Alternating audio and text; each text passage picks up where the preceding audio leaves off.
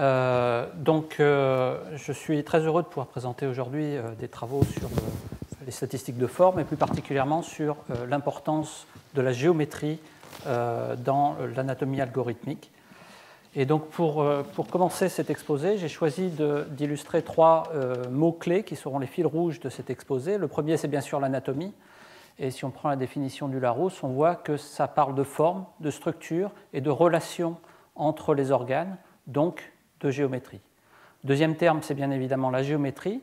Donc si vous vous rappelez le séminaire d'Hervé Delingette la semaine dernière, il définissait les formes comme les classes d'équivalence de figures de l'espace par des groupes de transformation, par exemple la position et l'orientation dans l'espace. Donc en fait, ici, on est en train de parler d'invariant d'un groupe de transformation au sens de Félix Klein du programme d'Erlangen. Enfin, le troisième terme, c'est les statistiques, puisqu'en fait, on veut réaliser des statistiques sur des populations de sujets, des populations d'organes. Et j'ai choisi cette définition, non pas du Larousse, mais du dictionnaire de l'internaute, parce qu'elle est un peu plus récente, et elle met en valeur l'aspect numérique et en fait l'aspect fondamental que joue l'informatique et l'algorithmique derrière les calculs qu'on va faire ici. Donc si je prends de point de vue général, les primitives géométriques qu'on va considérer pour analyser les formes anatomiques, ça peut être des courbes, ça peut être des surfaces, ça peut être des faisceaux de courbes, des tenseurs. Donc les exemples que j'utiliserai dans cet exposé, ce sont des tenseurs de diffusion et essentiellement des transformations. En fait, ce sont des points qui appartiennent à des espaces non linéaires, donc comme ça a été très bien montré dans l'exposé de Nicolas. Et on veut faire des statistiques sur ce sujet. Donc il y a deux problèmes fondamentaux. Le premier, c'est de définir des statistiques, et le deuxième, c'est d'implémenter des algorithmes pour pouvoir les calculer. Donc mon exposé sera en trois parties. Je vais essayer d'abord de vous présenter les fondements mathématiques du calcul statistique sur les variétés riemanniennes, puis comment on peut utiliser ça pour généraliser en fait, le traitement d'images ou des algorithmes de traitement d'images pour des images qui sont à valeur dans les variétés. Et puis je reviendrai sur la structure qu'on utilise pour essayer d'enlever la métrique et de faire de la géométrie sans avoir de distance. Donc premier élément en mathématiques dont on a besoin pour pouvoir travailler, ce sont les variétés différentielles. Alors qu'est-ce que c'est ? C'est très simple, c'est en fait localement un espace euclidien, mais quand on regarde à plus grande échelle, ça peut être courbé. Donc les exemples simples, c'est la sphère, c'est la selle de cheval, un exemple d'espace hyperbolique, les surfaces 2D dans l'espace 3D, et les exemples moins simples qui nous intéressent un peu plus, mais qui sont beaucoup plus durs à représenter sur un transparent, c'est les transformations, les espaces projectifs, des transformations rigides, des difféomorphismes. Donc quand on a mathématiquement une variété, il y a deux manières de les représenter. Il y a une première manière qui est une manière extrinsèque. Donc ici, si on regarde la surface de la Terre, on voit que c'est globalement une sphère de dimension 2, mais on la voit facilement comme plongée dans 3 dimensions. Donc ça, c'est ce qu'on appelle la manière extrinsèque. Et la manière intrinsèque, c'est de représenter des cartes locales. Donc on a 2 dimensions, donc on va avoir des cartes de dimension 2 dans lesquelles on va pouvoir avoir des coordonnées. Et bien sûr, comme on a de la distorsion quand on cherche à faire une carte, il va falloir plusieurs cartes pour pouvoir représenter la variété et des transitions entre ces cartes. Alors tout ça, quand on met le formalisme mathématique derrière, ça doit être différenciable, de classe K, enfin nous on va considérer C infini, donc lisse. Et donc ce qu'on appelle atlas, ici, en termes mathématiques et non pas en termes de traitement d'image, c'est un ensemble consistant de cartes. Donc le problème clé qui se pose, c'est comment pouvoir mesurer, et on va prendre 3 exemples dans cet exposé, des volumes, donc en l'occurrence sur une surface comme ça serait sur la Terre, ça serait plutôt des surfaces, des longueurs ou des lignes droites. Et donc si on prend une autre variété, juste la surface ici d'une gaussienne, on peut voir que des petites surfaces ici qui sont toutes de surfaces équivalentes quand on regarde la variété plongée dans l'espace ambiant, quand on la regarde dans une carte qui est simplement la projection verticale ici, la superficie n'est plus du tout la même. De la même manière, si on prend la même courbe dans l'espace ambiant ou une fois projetée dans une carte et qu'on calcule les longueurs, on a 2 longueurs différentes. Alors comment faire ? Il faut revenir aux outils de base. Et l'outil de base dans l'espace ambiant, dans un espace euclidien, c'est le produit scalaire. Et quand on a un produit scalaire, on peut prendre la norme d'un vecteur, on peut calculer l'angle entre 2 vecteurs et on peut calculer la longueur d'une courbe en intégrant la norme du vecteur tangent à la courbe le long de la courbe. Donc ça, on peut le faire dans la variété quand elle est plongée dans l'espace ambiant. Mais si on prend une carte de cette variété, on s'aperçoit que quand on prend un repère ici qui est orthogonal, une fois qu'on l'a projeté, il n'est plus orthogonal. Enfin, il peut l'être en un point, mais il ne peut pas l'être partout. Et donc l'idée de Riemann, c'est de considérer que pour que cette notion de distance soit intrinsèque, il faut qu'on attache, en chaque point de la variété, il faut qu'on attache un produit scalaire. Et donc ici, en l'occurrence, une matrice G qui va nous permettre de faire un produit scalaire qui dépend du point. Et maintenant, cette matrice étant attachée en chaque point, quand on change de carte, on va pouvoir calculer comment elle doit se propager, mais c'est une donnée de la variété. Et donc, comme précédemment, on peut maintenant faire la norme d'un vecteur. Simplement, celle-ci va dépendre du point de la variété où on est en train de regarder. On peut prendre l'angle entre deux vecteurs et on peut prendre la longueur d'une courbe, mais cette fois-ci en intégrant la norme du vecteur tangent, mais la norme dépend du point courant de la courbe. Donc maintenant qu'on a la longueur, on peut se poser la question principale qui nous intéresse en géométrie, c'est celle des géodésiques, c'est-à-dire ici, quel est le plus court chemin entre deux points. Donc pour regarder ça, on prend toutes les courbes qui relient les deux points, et puis on va calculer quelle est la courbe la plus courte. Donc pour ça, il y a le calcul des variations, et qui nous permet d'avoir une équation dite de l'Euler-Lagrange.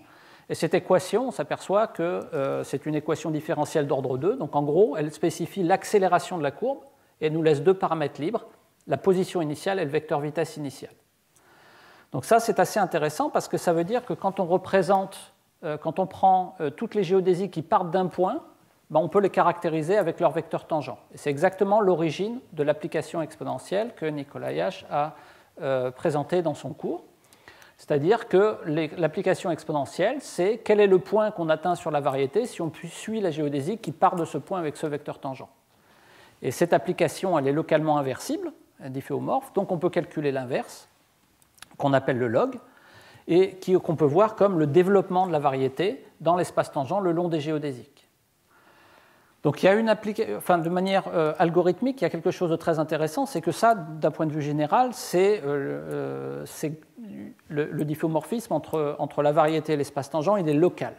Mais en fait, en géométrie riemannienne, on peut l'étendre à quelque chose qui est quasiment global, qui couvre presque toute la variété quand on a une métrique qui est dite géodésiquement complète. Et ça, algorithmiquement, c'est très important parce que ça veut dire qu'on peut toujours continuer la géodésique. Ça veut dire que l'exponentielle ne sortira jamais de la variété. Et ça, pour un algorithme, c'est important parce que si on en sort, on n'est plus dans l'espace dans lequel on voulait regarder. Donc, les bases algorithmiques qu'on va utiliser pour pouvoir faire des calculs sur les variétés, des calculs statistiques, c'est les applications exponentielles et logarithmes. Et j'ai réécrit ici un certain nombre d'opérations qu'on peut déjà réécrire facilement. Donc, par exemple, la soustraction dans un espace euclidien entre deux points, c'est chercher le vecteur qui permet d'aller d'un point à un autre. Donc, c'est prendre le log. Donc, moi, je le noterai comme ça, xy, vecteur xy, est un vecteur qui permet d'aller de x en y. Ce qu'il faut faire attention, c'est que le vecteur xy, ce n'est pas l'opposé du vecteur yx, puisque ce sont des vecteurs qui appartiennent à deux espaces tangents différents. Donc, c'est des vecteurs qui ont des pieds. Donc on peut déjà réécrire un certain nombre d'opérations comme ça, donc l'addition, la distance, on peut faire des descentes de gradient. Maintenant, ce qui nous intéresse, c'est de faire des statistiques. Donc pour faire des statistiques, on va commencer par prendre une variable aléatoire à valeur dans notre variété. Donc on peut considérer que c'est un point aléatoire, par exemple, sur la Terre. Et cette variable aléatoire, en général, on la représente par une densité de probabilité. Donc ça s'écrit avec cette formule-ci, qui est une intégrale.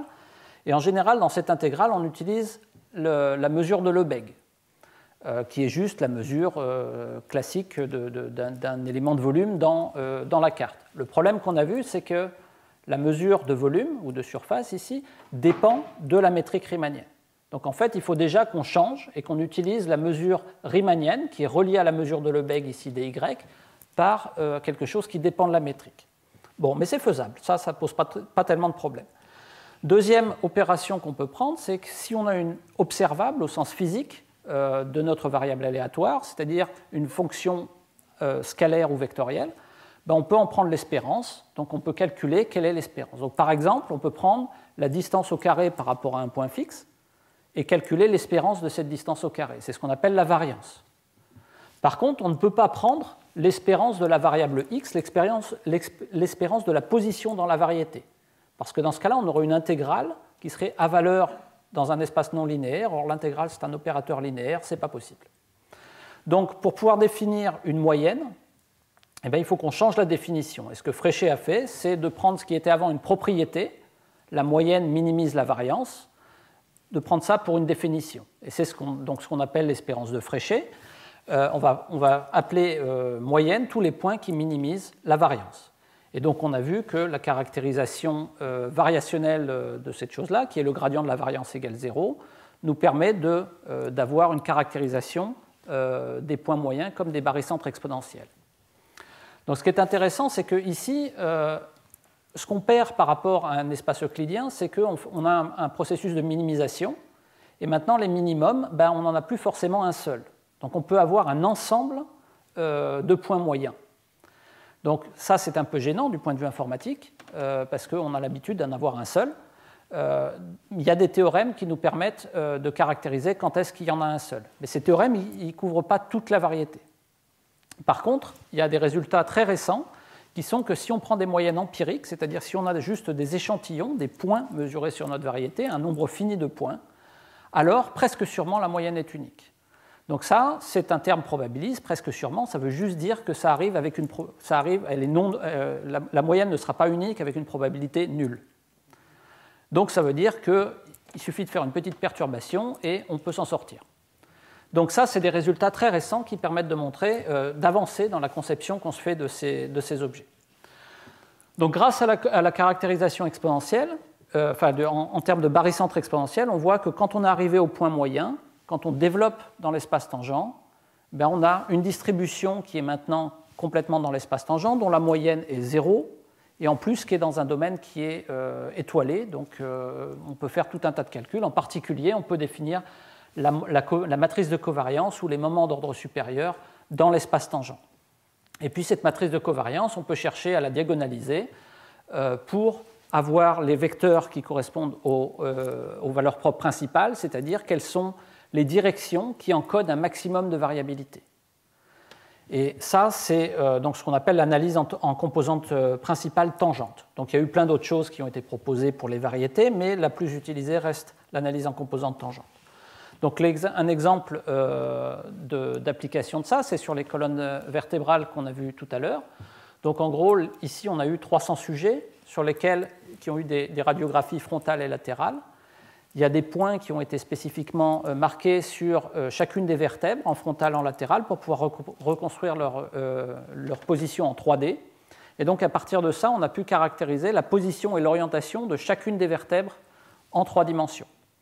Alors, on peut faire effectivement les statistiques sur les points, puisque c'est la base de nos données. Le problème, c'est que si on cherche à analyser la matrice de covariance, il faut beaucoup de modes pour être capable de bien décrire ce qui se passe. Donc ce qu'on avait proposé, c'est de faire des statistiques en essayant d'avoir un modèle a priori, et le modèle de la colonne vertébrale, c'est quand même un modèle articulé. C'est-à-dire que ce qui est important, c'est l'articulation d'une vertèbre par rapport à l'autre, et si on encode quelle est la rotation et la translation d'une vertèbre par rapport à l'autre, alors on a un vecteur de 17 transformations rigides, ici, qui nous encode la forme de la colonne. Et donc on voit que la moyenne, ici, est une colonne virtuelle qui a une légère scoliose. Ce sont tous des patients scoliotiques, donc une légère scoliose à droite, peut-être parce qu'il y a plus de scoliotiques droitiers que gauchers. Mais ce qui est plus intéressant, c'est de regarder quelle est la variabilité autour de cette moyenne. Et quand on fait cette analyse de l'analyse en composante principale tangente, on s'aperçoit qu'avec 5 modes, on explique déjà plus de la moitié de la variabilité. Et en plus, on s'aperçoit que les 4 premiers modes, ils ont une signification clinique. Le premier mode, ici, qu'on voit en frontal, c'est visiblement la croissance, et avec la croissance, une augmentation de la scoliose. Ça, c'est connu, c'est en gros 1 degré par an lors de l'adolescence. Les modes 2 et 3, ici, ce sont des modes de vibration d'une corde avec un ventre ou 2 ventres. C'est essentiellement la mesure de la scoliose dans le plan frontal. Le 4e mode, ici, c'est la lordose, c'est la cambrure au niveau des lombaires, qu'on détecte ici. Donc on voit apparaître directement, grâce à l'utilisation de données géométriques à la base qui ont un sens physique en termes de modèles articulés, on voit apparaître directement des significations sur l'analyse qu'on peut faire des données. Donc maintenant, dans cette deuxième partie, je vais vous présenter très rapidement comment est-ce qu'on peut utiliser ces outils pour généraliser le traitement d'images. Et par traitement d'images à valeur dans les variétés, je pense aux images de tenseurs où en chaque voxel, ici, on a une matrice symétrique définie positive, qu'on appelle improprement en traitement d'image un tenseur. Donc pourquoi c'est un problème de traiter ces matrices? On pourrait se dire que c'est des matrices symétriques, on peut faire des choses comme on travaille avec les matrices. En fait, elles sont définies positives. Ça veut dire qu'il y a une contrainte, il faut que les valeurs propres soient positives. Ça veut dire qu'en fait, on a un sous-espace des matrices symétriques. Ce sous-espace est un cône, il a des bords. Et si on prend la métrique de Frobenius classique, la métrique euclidienne, en fait, les géodésiques, elles vont sortir. En fait, on a une métrique qui n'est pas complète.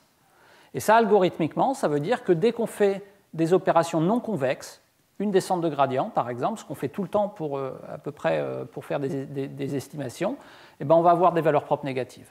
Et c'est ce qu'on voit ici avec des tenseurs qui ne sont pas définis. Donc, comment choisir une métrique complète et comment utiliser cette métrique pour faire des algorithmes consistants? Les métriques complètes, il y en a eu deux qui ont été proposées, affine invariante et log euclidienne. Le principe général, c'est d'essayer d'avoir une barrière logarithmique, c'est-à-dire que quand une valeur propre s'approche de 0, ça va coûter de plus en plus cher d'aller dans cette direction-là. Et donc ça peut se faire en pondérant par l'inverse de la matrice courante. Et quand on prend cette métrique là-haut, je vous passe quelques pages de calcul, mais en gros, ce qu'on arrive, c'est on peut calculer explicitement la carte exponentielle et logarithmique.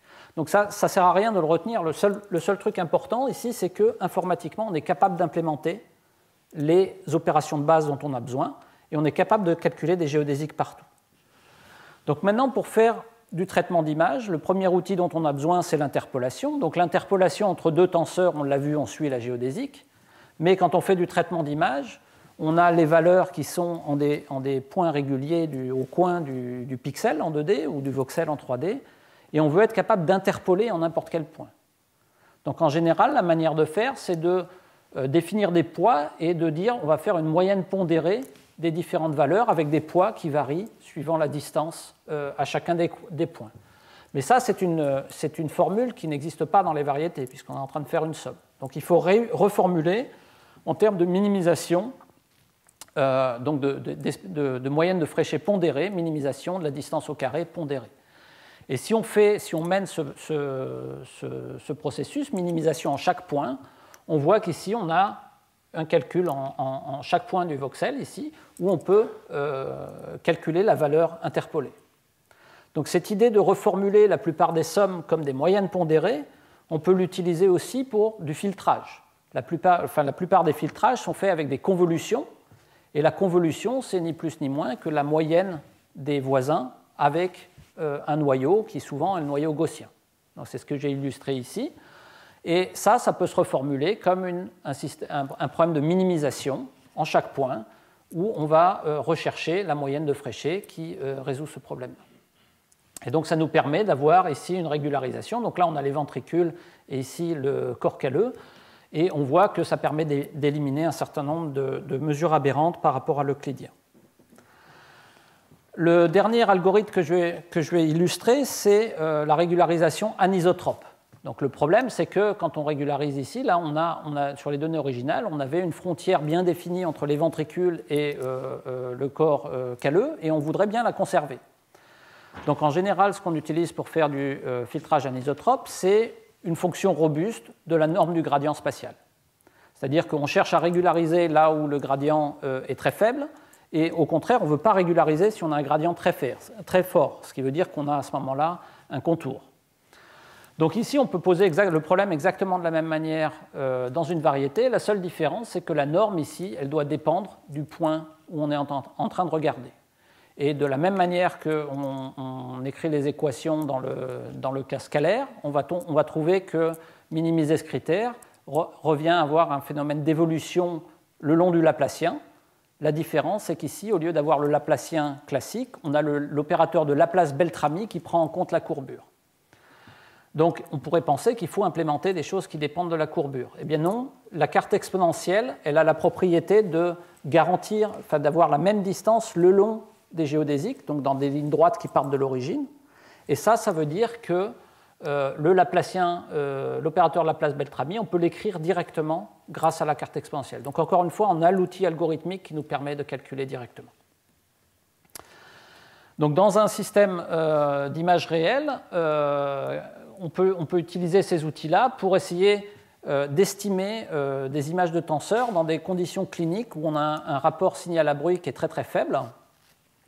Et si on fait une estimation standard, ici on voit qu'il y a plein d'endroits où le tenseur n'est pas défini, il a des valeurs propres négatives. Si on utilise déjà un modèle de l'imagerie avec un modèle de bruit qui correspond à ce qui est observé, on a déjà une meilleure estimation. Et ça marche parce qu'on a une descente de gradient dans l'espace des tenseurs qui est bien posée. Et si on rajoute un a priori spatial, on voit apparaître ici, je ne sais pas si vous pouvez le voir, mais on voit apparaître dans l'image les disques intervertébraux dans l'image d'anisotropie. Donc on commence à regagner vraiment beaucoup de choses dans l'interprétation de l'image. Donc le dernier point de mon exposé concerne les groupes de transformation. Donc on a vu qu'on pouvait encoder la variabilité anatomique. Si on prend un atlas, on peut regarder quelle est la déformation ou le difféomorphisme, la transformation qui permet de superposer l'atlas vers chacune des images. Donc on est en train d'abstraire un problème de comparaison d'images en un problème de statistique sur des transformations. Donc ça, on l'a vu aussi pour la colonne vertébrale, c'est un ensemble de transformations rigides. Donc en fait, là, on dit qu'on est sur un groupe de Lie, c'est-à-dire qu'on a à la fois une structure de variété différentielle et de groupe. On a une composition, une opération de composition. Quand on transforme un objet, on peut le transformer plusieurs fois en composant les transformations. On peut aussi inverser la transformation. Donc sur ces variétés spéciales, on a des métriques riemanniennes qui sont naturelles, qui consistent à dire si on choisit une métrique sur l'algèbre de Lie, sur l'espace tangent à l'identité, alors on peut la propager en translatant, on peut la propager à gauche ou à droite grâce à la composition en n'importe quel point du groupe. Et donc ça nous fournit des outils pour travailler sur les groupes de Lie qui sont par exemple utilisés dans le cadre LDDMM, donc Large Diffeomorphic Metric Mapping, où en fait on cherche à mettre une métrique riemannienne sur l'espace des difféomorphismes. Alors pour savoir un petit peu qu'est-ce qu'il y a derrière, un difféomorphisme c'est une transformation de l'espace. Une courbe dans l'espace des difféomorphismes, c'est une transformation de l'espace qui dépend du temps. Et un vecteur tangent à cette courbe, c'est la dérivée de cette déformation qui dépend du temps, c'est donc un champ de vitesse. Donc en fait, un vecteur tangent à une déformation, ici, c'est un champ de vecteurs. Et donc la donnée d'une métrique riemannienne, ça va être une métrique riemannienne sur les champs de vecteurs, mais qui dépend de la transformation où on est. Et si on prend une métrique invariante à droite, en fait, ça revient à prendre la vitesse, mais du point matériel original. Et donc, on a une description lagrangienne du mouvement. Et si on met une métrique suffisamment forte, on peut montrer qu'on obtient un difféomorphisme. Donc, c'est la base mathématique de ce qui est derrière LDDMM, mais c'est aussi la base mathématique de la mécanique géométrique, avec les travaux de Arnold, Souriau en France, et plus récemment Marsden, Rassu ou Daryl Holm en Angleterre. Donc pourquoi ce cadre ne convient pas parfaitement d'un point de vue ou n'est pas parfaitement compatible avec les statistiques? Eh bien, l'observation, c'est qu'en général, sur un groupe de Lie, il n'existe pas de métrique qui soit à la fois invariante à gauche et à droite. Donc si je choisis une métrique, ça veut dire que si je calcule la moyenne de Fréchet avec la métrique à droite, je vais avoir un résultat. Si je calcule la moyenne de Fréchet avec une métrique à gauche, je vais avoir un autre résultat. Si j'ai un ensemble de transformations, que je calcule leur moyenne et que j'en prends l'inverse, ça ne sera pas la moyenne des inverses. Donc, en fait, la notion de moyenne qu'on obtient ne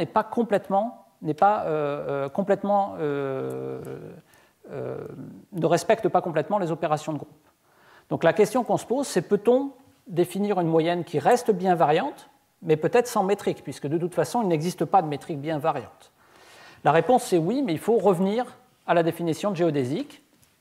Et si vous vous souvenez, j'ai dit que quand on minimisait les plus courts chemins, l'équation de L'Euler-Lagrange, c'est une équation du deuxième ordre qui spécifie en quelque sorte l'accélération. Donc l'idée, c'est de définir les géodésiques comme des lignes droites, des lignes d'accélération nulle. Mais pour définir l'accélération, j'ai besoin de comparer des vecteurs vitesse le long de la courbe qui appartiennent à des espaces tangents qui sont légèrement différents. Et donc j'ai besoin d'un opérateur qui me permet de projeter un espace tangent sur un espace tangent voisin. Donc ça, c'est exactement ce qu'on appelle une connexion ou un transport parallèle infinitésimal. Si on a cet objet-là, alors on peut calculer l'accélération, donc les courbes d'accélération nulle. Et comme on a exactement la même équation différentielle du deuxième ordre, on a toujours le même cadre algorithmique local de carte exponentielle et logarithmique pour calculer avec ces variétés-là. Donc dans le cas de groupe de Lie, il existe parmi toutes les connexions qui existent, il en existe une qui est particulièrement intéressante parce qu'elle est symétrique, elle est bi-invariante, et les géodésiques sont l'exponentielle de groupe. Donc dans le cas des matrices, c'est tout simplement l'exponentielle matricielle multipliée à droite ou à gauche par une autre matrice. Ça, ce sont des géodésiques pour la connexion de Cartan. Dans le cas des difféomorphismes, les géodésiques, ce sont les translations à droite ou à gauche des champs de vecteurs stationnaires. Donc en fait, on a ici la justification de l'utilisation des champs de vecteurs stationnaires dans le cadre des difféomorphismes. Et la chose intéressante, c'est que si on a une métrique bien invariante sur un groupe, alors cette connexion est compatible, et c'est la connexion de Levi-Civita, donc c'est exactement la même chose. On est en train de faire la même chose. Mais par contre, cette connexion continue à exister, même quand on n'a pas de métrique bien invariante. Donc pour revenir au cadre statistique, dans le cas des groupes, dans le cas général des espaces à connexion affine, on peut définir les barycentres exponentiels. On n'a plus la moyenne de Fréchet, puisqu'on n'a plus de distance, mais on peut prendre encore une fois ce qui était une propriété comme nouvelle définition. Donc on va prendre les barycentres exponentiels, et sous des réserves de convexité locale, on peut montrer qu'il y a existence et unicité locale. Dans le cas des groupes de Lie, ça donne ce type d'algorithme, donc c'est exactement ce que Nicolas a décrit dans son cours. Et le résultat de cet algorithme, c'est une moyenne qui est stable par composition à gauche, par composition à droite et par inversion. Alors, d'un point de vue théorique, l'unicité, elle n'est que locale. Par contre, quand on regarde des groupes particuliers, donc le groupe de Heisenberg, des groupes de transformation rigides ou linéaires, on a pu montrer qu'en fait, on avait une unicité globale, presque sûre.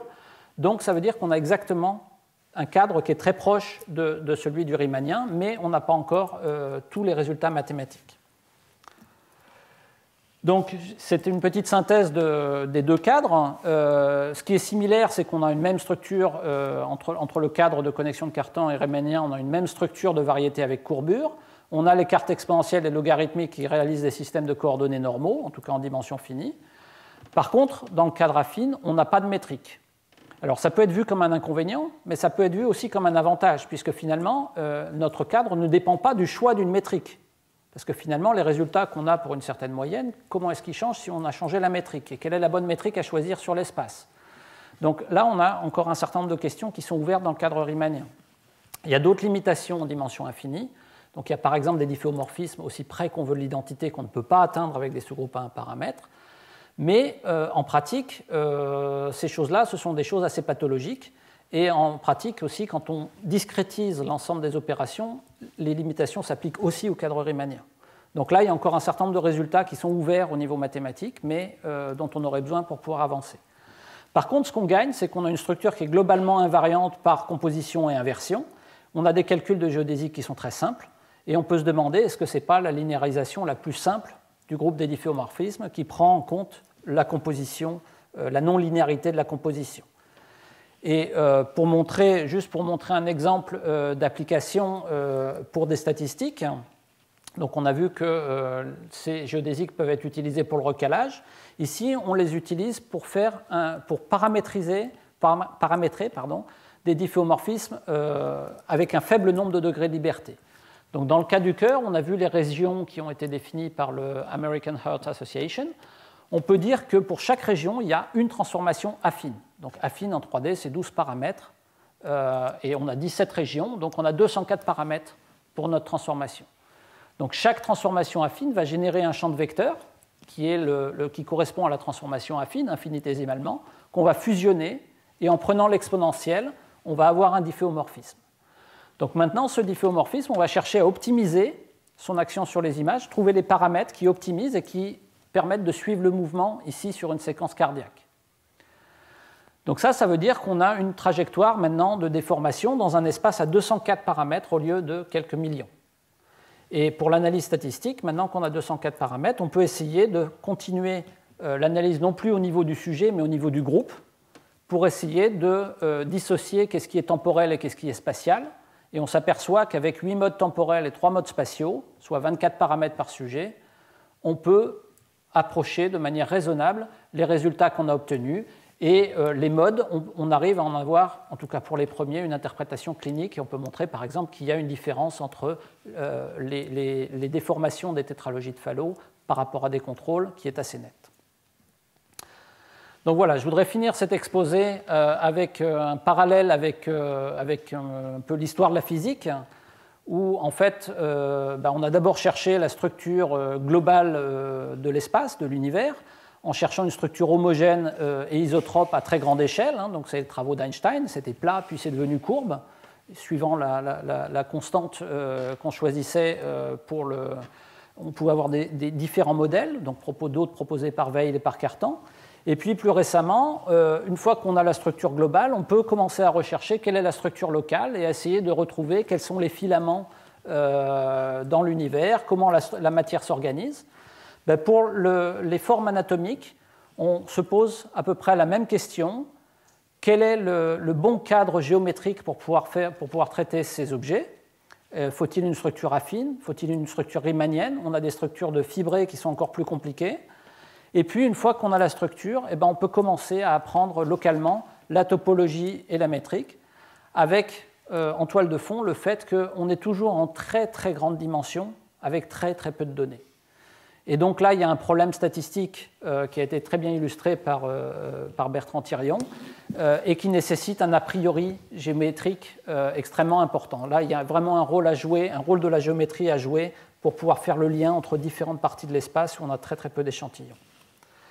Donc pour conclure, j'espère de vous avoir convaincu que statistique et géométrie sont les bases algorithmiques de l'anatomie du XXIe siècle. Merci beaucoup.